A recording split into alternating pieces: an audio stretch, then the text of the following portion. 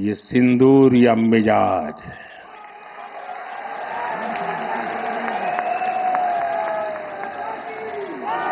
ये सिंदूरिया स्पिरिट। दोस्तों, 6 मई की रात ऑपरेशन सिंदूर सैन्य बल से प्रारंभ हुआ था, लेकिन अब ये ऑपरेशन सिंदूर जन बल से आगे बढ़ेगा। और जब मैं सैन्य बल और जन बल की बात करता हूं, तब ऑपरेशन सिंदूर जन बल का मतलब मेरा होता है जन जन देश के विकास के लिए भागीदार बने, दायित्व संभालें।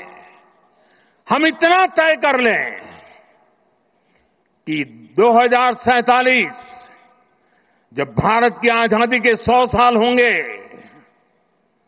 विकसित भारत बनाने के लिए तत्काल भारत की इकोनॉमी को 4 नंबर से 3 नंबर पर ले जाने के लिए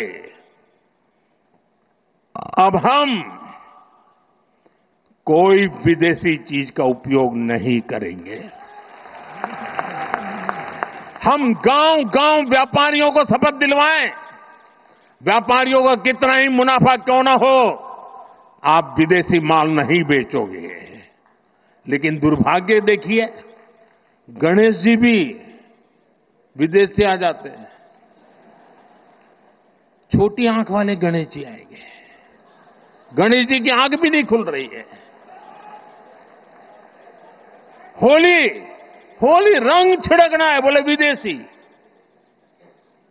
हमें पता था, आप भी अपने घर जाकर के सूची बनाना।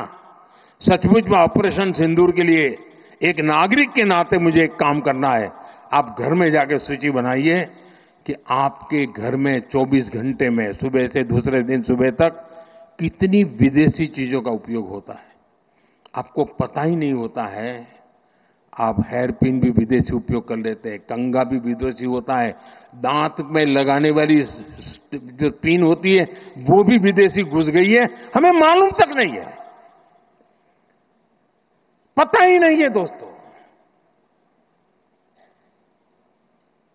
देश को अगर बचाना है, देश को बनाना है, देश को बढ़ाना है, तो ऑपरेशन सिंदूर ये सिर्फ सैनिकों के जिम्मे नहीं है। ऑपरेशन सिंदूर 140 करोड़ नागरिकों के जिम्मे।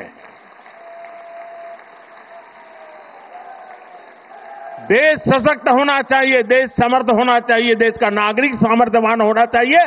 और इसके लिए हमने vocal for local, 1 district 1 product, जो आपके पास है फेंक देने के लिए मैं नहीं कह रहा हूं, लेकिन आप नया नहीं लेंगे। और शायद 1-2% चीजें ऐसी हैं जो शायद आपको बाहर के लेनी पड़े, जो हमारे यहां उपलब्ध ना हो। बाकी आज हिंदुस्तान में ऐसा कुछ नहीं।